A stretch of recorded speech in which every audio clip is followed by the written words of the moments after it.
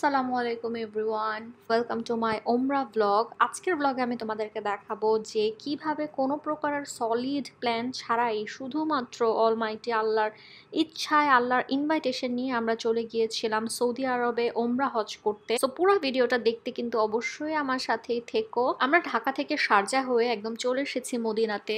আর Medina এয়ারপোর্টে এসে মনে হলো যে আশেপাশে শুধু কালো কালো বোরখা পরা পরি আর পরি, এত সুন্দর লাগছিল দেখতে।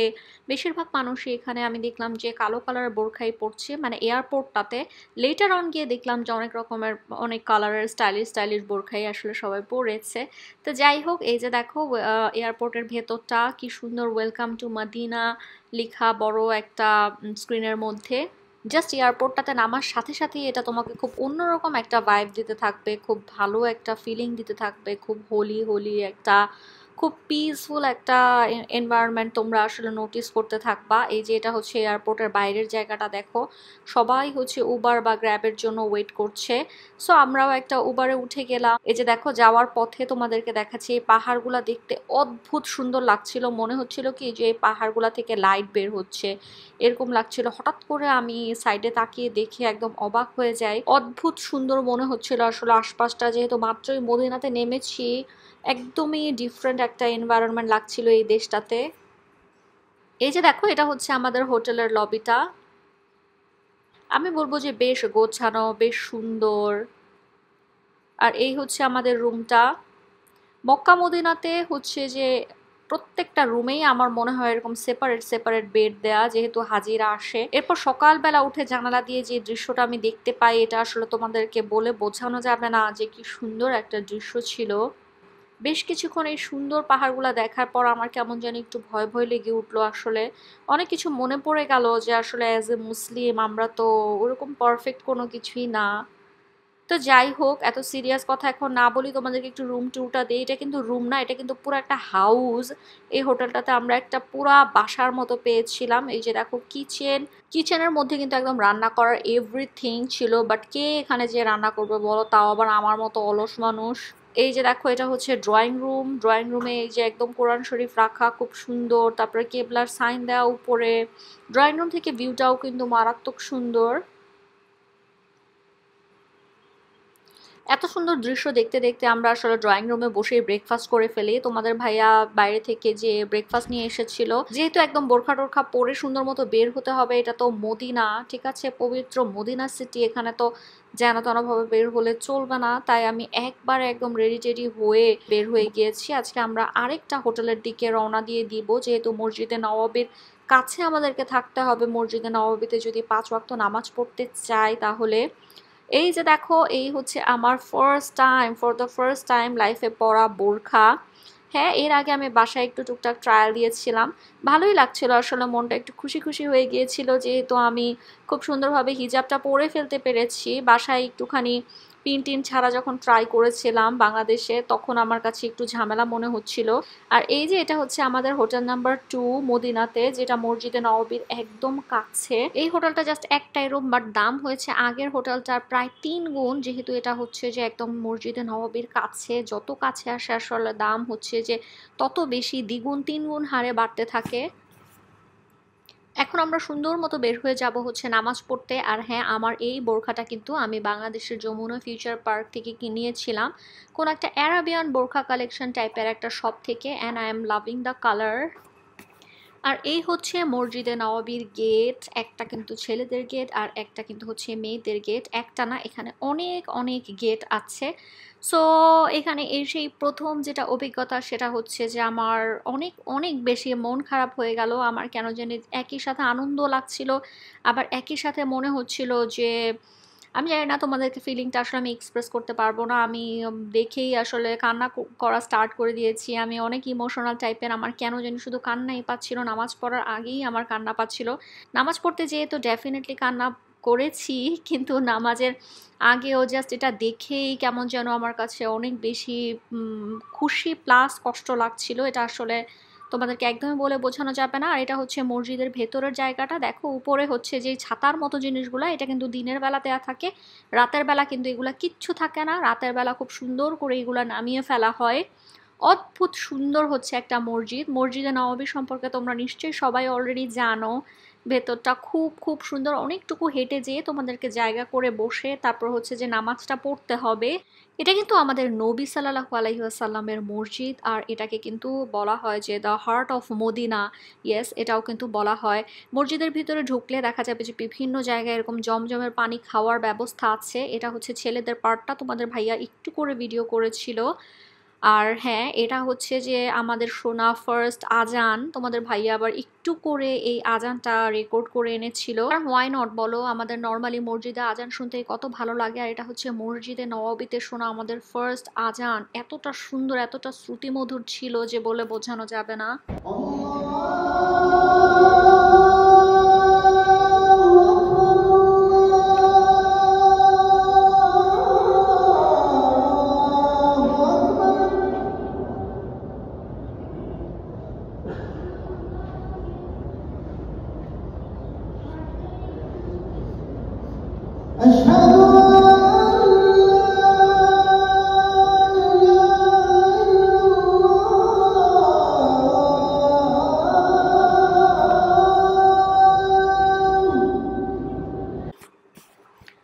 যেহেতু সেপারেট সেপারেট জায়গায় হচ্ছে যে নামাজের জায়গা ছেলে আর মেয়েদের, সো আমি তোমাদের ভাইয়ার জন্য নামাজ শেষ হওয়ার জন্য এখানে বসে ওয়েট করছিলাম। এই যে দেখো, তোমাদেরকে একটা অনেক কিউট জিনিস দেখাই।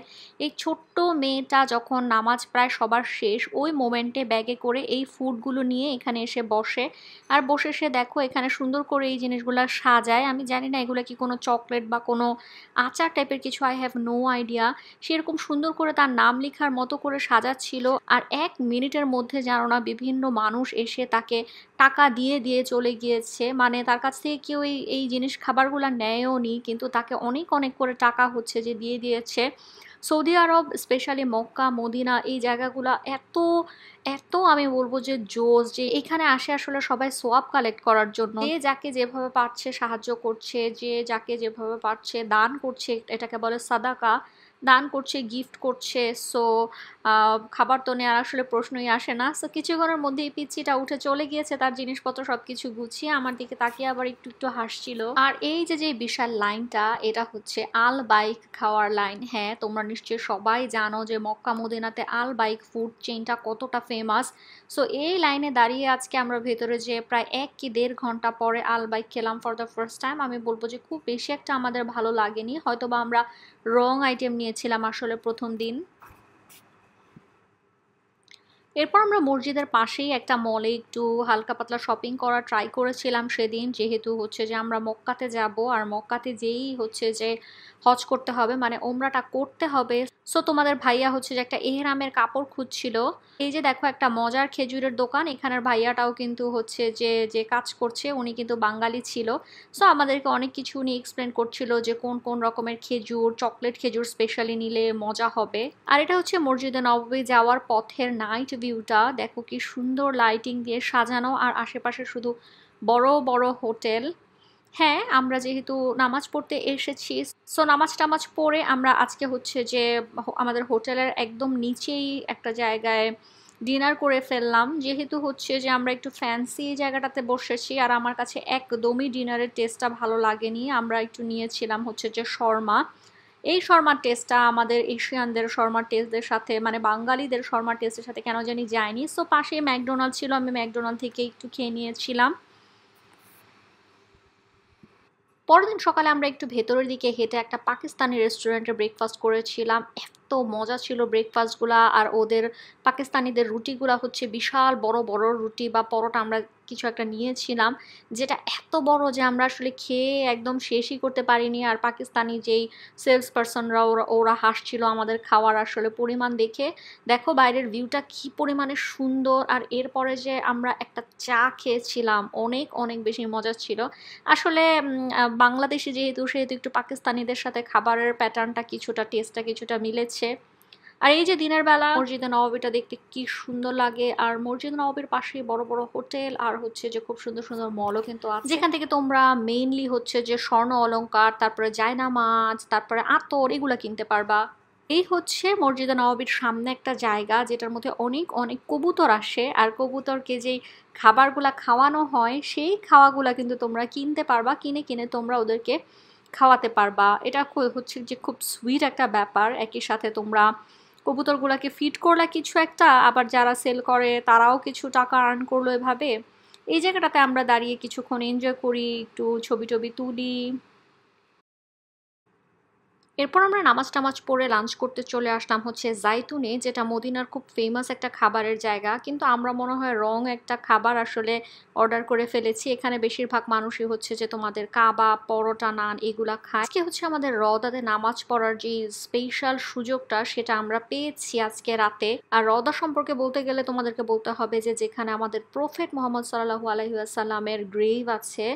ইয়েস, খুবই স্পেশাল একটা জায়গা মসজিদে নববীর একদম ভেতরে, খুবই স্যাক্রেড একটা প্লেসের মধ্যে, যেইখানে তোমরা আসলে যেটার পাশে আশেপাশে তোমরা নামাজ পড়ার সুযোগ পাবা যদি তোমরা রওদাতে তোমরা একটা পারমিট বুক করতে পারো। সো সবার আগে তোমাদেরকে এই যে এরকম নুসুক নামে একটা অ্যাপ আছে, অ্যাপ স্টোরে গেলেই পাবা, সেটা নামাতে হবে এবং সেখানে ওই যে দেখো উপরে রওদা দেখা যাচ্ছে ওমরার পাশে, সেখানে বুক পারমিট নিতে হবে।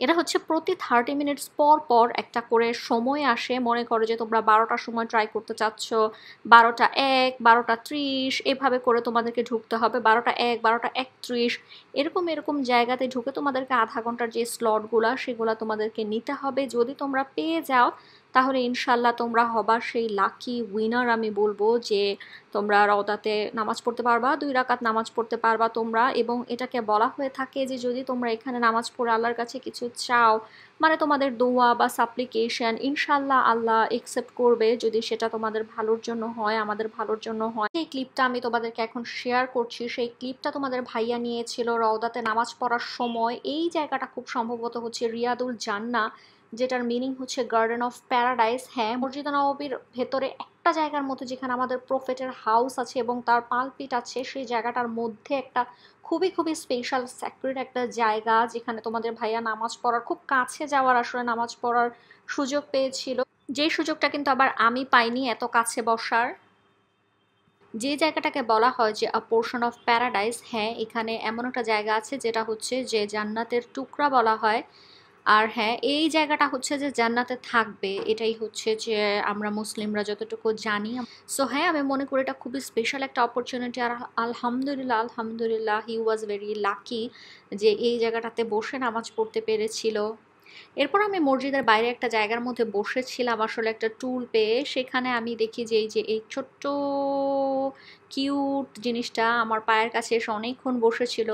সেদিন রাত্রে আমরা একটা বাংলাদেশি রেস্টুরেন্টে ডিনার করি, যেটা এই যাবৎকালে মদিনাতে খাওয়া আমার সবচেয়ে মজার আসলে কি বলবো ডিনার ছিল বা ফুড ছিল। যেহেতু এটা হচ্ছে বাংলাদেশি ভাইদের রান্না আর সবাই হচ্ছে যে খুবই আন্তরিক ছিল। সো আমরা একদম মজা করে চিকেন দিয়ে আরও হাবিজাবি এটা সেটা নিয়েছিলাম। এরপর শেষে আমি একটা খুবই মজার ডেজার্ট খেয়েছিলাম, সেটাও অসাধারণ ছিল। অ্যান্ড ইয়েস, চলে যাচ্ছি আমরা মদিনা ছেড়ে। এই যে দেখো, তোমরা দেখে নিশ্চয়ই বুঝতে পেরেছো তোমাদের ভাইয়া এহরাম পরে ফেলেছে এবং আমিও আমার বোরখা পরে ফেলেছি। মদিনাতেও বোরখাই পরা ছিলাম আসলে। যাই হোক, এই হচ্ছে বুলেট ট্রেন। আমরা বুলেট ট্রেনের ভেতরে করে কিন্তু রওনা দিয়ে দিয়েছি। যখন তোমরা রওনা দিবে তখনই একটা পয়েন্টে যেয়ে তোমাদেরকে লাব্বাইক আল্লাহুম্মা লাব্বাইক পড়তে হবে। ইয়েস, পুরো দোয়াটাই তোমাদেরকে পড়তে হবে। বুলেট ট্রেনের এক্সপিরিয়েন্সটা আমি তোমাদেরকে যেটা বলবো সেটা ছিল আমেজিং। দেখো যাওয়ার সময় দৃশ্যগুলা কি সুন্দর আসলে। এখানে মক্কা মদিনা মানেই হচ্ছে এই যে এইরকম তোমরা একটা ধূসর কালার দেখতে পারবা। অন্য কোনো দেশে তোমরা যেরকম হয় নীল পানি দেখবা, গ্রিন দেখবা, বাংলাদেশে স্পেশালি গ্রিন আর গ্রিন। কিন্তু মক্কা মদিনাতে, সৌদি আরবে আমি এসে যেটা দেখলাম সেটা হচ্ছে যে শুধু এই ধূসর কালারটা, আর হচ্ছে পাহাড় আর পাহাড়, মরুভূমি আর মরুভূমি। আর বিল্ডিংগুলা দেখো এই যে এরকম পুরানো কেমন যেন দেখলে মনে হবে যে বিল্ডিংগুলা গোসল করে না, এরকম টাইপের। Just kidding. মানে পুরো এনভায়রনমেন্টটাই তোমাদের দেখে একটু ডিফারেন্ট একটা ভাইব লাগবে এবং খুবই ভালো লাগবে। আমার তো স্পেশালি এত বেশি ভালো লেগেছে, আমার চেয়েও বেশি ভালো লেগেছিল তোমাদের ভাইয়ার। He fell in love with Medina. একদম মদিনা ছেড়ে তোমাদের ভাইয়ার আসতে ইচ্ছা করছিল না। But I was too excited যে আমি কখন আল্লাহর ঘর দেখবো, আমি কখন কাবা শরীফটা দেখবো। সো আমি মনোযোগ দিয়ে আসলে কিছু সূরা দেখছিলাম, যে সূরাগুলো আসলে না পড়লেই না, তাওয়াফের সময় অথবা সাফা মারওয়া দিয়ে হাঁটার সময় কিছু সূরা হচ্ছে যে ম্যান্ডেটরি, পড়লে ভালো, পড়তেই হবে। যদিও এমন ধরাবাঁধা কোনো নিয়ম কিন্তু আল্লাহ আমাদেরকে বলেনি, বাট তারপরেও হচ্ছে যে পড়লে ভালো। সো আমি সবগুলো ছোট বড় সূরা একটু রিভিশন দিচ্ছিলাম। এই যে দেখো, এটা হচ্ছে মক্কার ট্রেন স্টেশন, কি পরিমাণে সুন্দর, যে কোনো একটা দেশের আমি বলবো যে এয়ারপোর্টের চেয়েও বেশি পরিপাটি আর সুন্দর। আলহামদুলিল্লাহ আলহামদুলিল্লাহ মক্কাতে আমরা পৌঁছে গিয়েছি। সো মক্কাতে পৌঁছে আমরা যেটা করলাম, ফার্স্টেই আমরা হোটেলে চলে গেলাম। হোটেলে যেয়ে আমাদের ব্যাগ ট্যাগ সব কিছু রেখে আল্লাহর নাম নিয়ে আমরা বের হয়ে গিয়েছি। হজের এক্সপিরিয়েন্স নিয়ে তোমাদেরকে আর কি বলবো, এটা আসলে যে অনুভূতি তোমরা শুধুমাত্র যখন তোমরা নিজেরা যাবা তখনই আসলে ফিল করতে পারবা। হজ করার সময় স্পেশালি তাওয়াফ করার সময় বলা যায় যে একদমই ফোন আমরা বের করতে পারিনি, যেহেতু অনেক বেশি হ্যাপি একটা মোমেন্ট আসলে আমাদের ছিল, প্লাস কিছুটা নার্ভাসনেসও কাজ করছিল যেহেতু ফার্স্ট টাইম। সো আমি তোমাদেরকে একটা জিনিস বলবো যে তোমরা ডেফিনেটলি যত দোয়া করার তত করবা। এই কাবা ঘরটা যখন তোমরা প্রথম দেখবা তখন বলা হয় যে যেই দোয়া করা হয় সেটা নাকি পূরণ হয়। সো তোমরা অবশ্যই সব কিছু করবা, কিন্তু তোমরা কিন্তু 7 বার তাওয়াফ দেওয়ার সময় হাতে একটা কাউন্টার রাখতে ভুলো না। অনেক সময় আমরা একটু ওভার ইমোশনাল বা নার্ভাসনেসের জন্য কিন্তু ভুলে যাই যে আমরা কতবার তাওয়াফটা দিয়েছি। বেশি দিলে আমি শুনেছি যে সমস্যা নেই, I am not sure, but কম দিলে 7 বারের কম দিলে কিন্তু ডেফিনেটলি সমস্যা আছে। তোমরা অবশ্যই 7 বার দিবেই দিবে। অ্যান্ড হ্যাঁ, এটা ছিল আমার লাইফের ওয়ান অফ দ্য, না আমি বলবো যে it was the best experience of my life, best moment of my life. শুধু আমার না, আমার হাজবেন্ডের দুজনেরই। আমি বলবো যে এখানে ফুল ক্রেডিট হচ্ছে আল্লাহর, যেহেতু আল্লাহ আমাদেরকে ইনভাইট করেছে। অনেকে আসলে ইচ্ছা থাকা সত্ত্বেও যেতে পারে না, টাকা পয়সা নিয়েও বসে থাকে, কিন্তু ওদের যাওয়া হয় না কোনো কারণে। সো অল থ্যাঙ্কস টু আল্লাহ।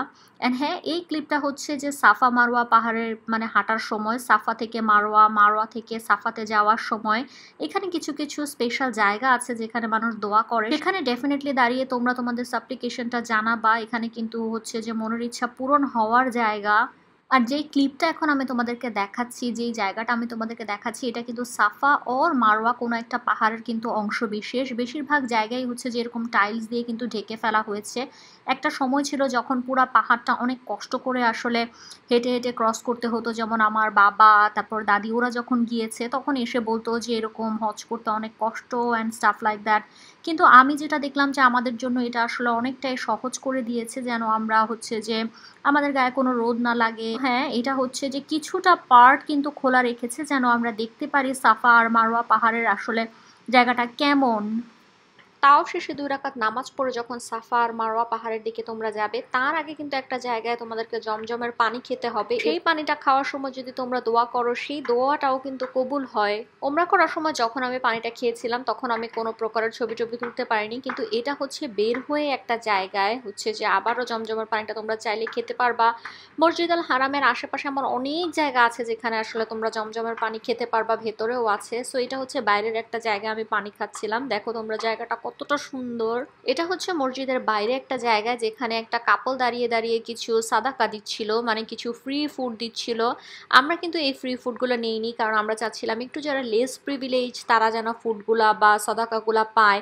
কিন্তু দেখা গেছে যে এমনও অনেক মানুষ আছে যারা আসলে একটার বেশি বেশি 2টা 4টা 5টা করে নিচ্ছে, এটাও কিন্তু আবার ঠিক না।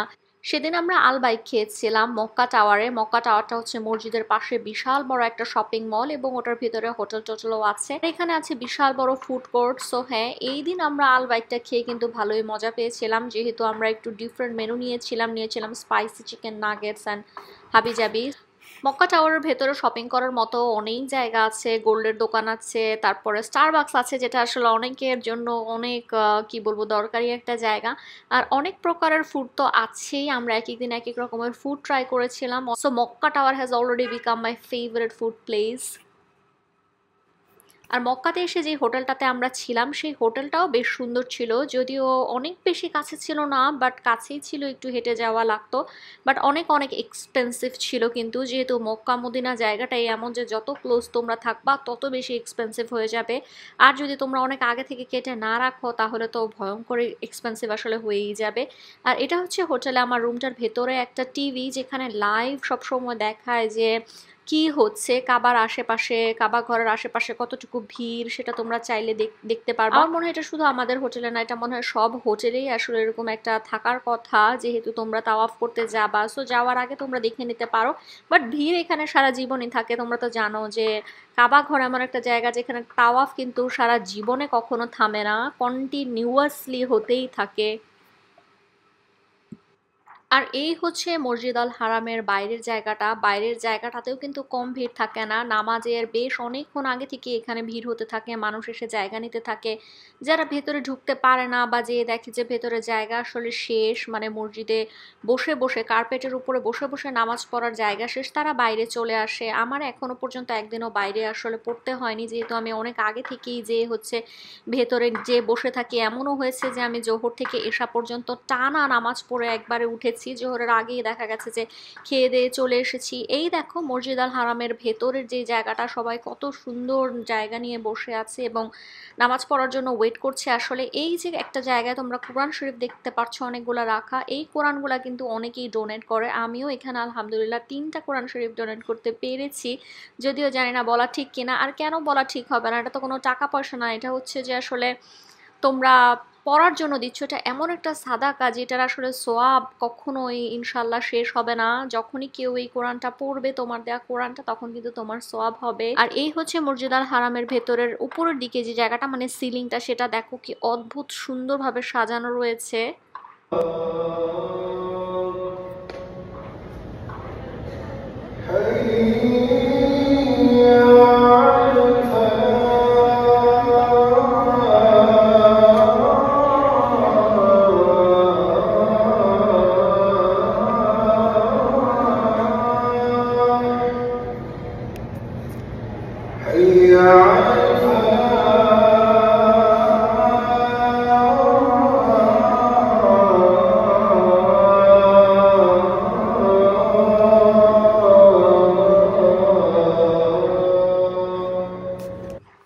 এরপর সেদিন আমি নামাজ শেষে বসে বসে কিছু একটা সূরা পড়ছিলাম আমার হাতের আঙুল দিয়ে গুনে গুনে। হঠাৎ দেখি যে আমাকে এই কিউট একটা গিফট সাদাকা হিসেবে একজন এসে দিয়ে যায়।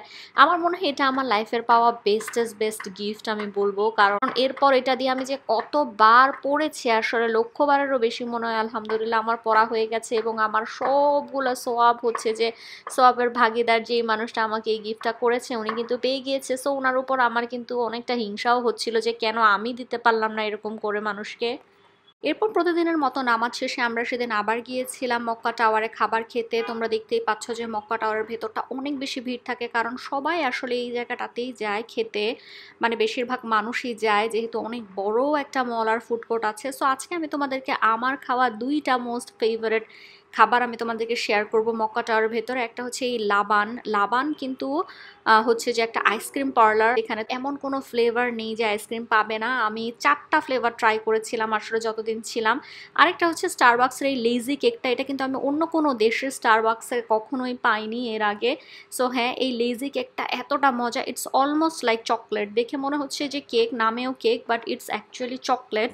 সো ইয়েস, এই 2টা ফুড কিন্তু তোমরা ট্রাই করতে পারো। আর এই যে এটা হচ্ছে মসজিদ আল হারামের যে বাইরের পার্টটা, সেটা রাতের দৃশ্য। এই জায়গাটা এতটা সুন্দর আর গর্জিয়াস, একদম তোমাদের মন প্রাণ সব জুড়িয়ে যাবে তোমরা যদি এখান দিয়ে কিছুক্ষণ হাঁটাহাঁটি করো।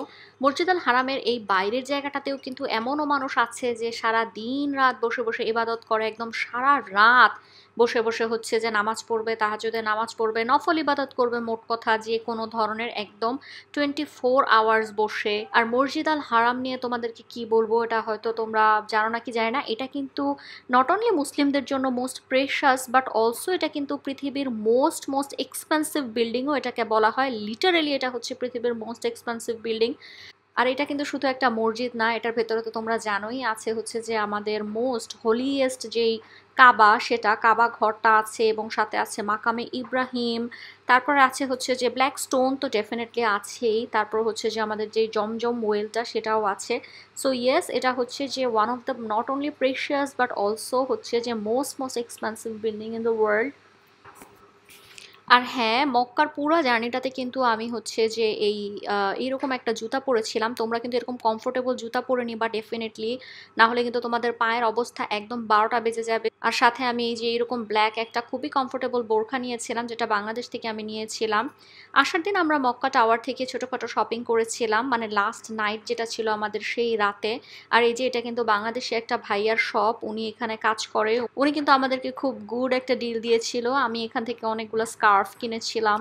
আজকে হচ্ছে আমাদের লাস্ট রাত মক্কাতে। কালকে আমরা জেদ্দার উদ্দেশ্যে যাব ইনশাল্লাহ। জেদ্দাতে হচ্ছে যে পরিচিত একজনের বাসায় আমরা কয়েকদিন ঘুরবো। সো আমার ওমরার ব্লগটা আমি এখানেই শেষ করছি। যদি তোমাদের কোনো উপকারে আমার এই ব্লগটা এসে থাকে তাহলে আমি অনেক অনেক বেশি খুশি হব। তোমরা কিন্তু আমার এই ব্লগটা শেয়ার করতে ভুলো না, যেহেতু এটাই আমার মনে হয় যে the most informative blog of my life আমার মনে হয়। আর হ্যাঁ, আমি আসলে অনেক বেশি মিস করব মক্কাকে, মদিনাকে, সব কিছুকে অনেক বেশি মিস করব। Specially I will miss wearing burqa. ইনশাল্লাহ আই উইল স্টার্ট সুন, যদি আল্লাহ আমাকে হেদায়েত দেয়। সো হ্যাঁ, তোমরা আমার জন্য বেশি বেশি দোয়া করবে। তোমরা কিন্তু পৃথিবীর সবার জন্য দোয়া করবে, আমিও তোমাদের সবার জন্য দোয়া করি। আর হ্যাঁ, thank you so much for watching my blog.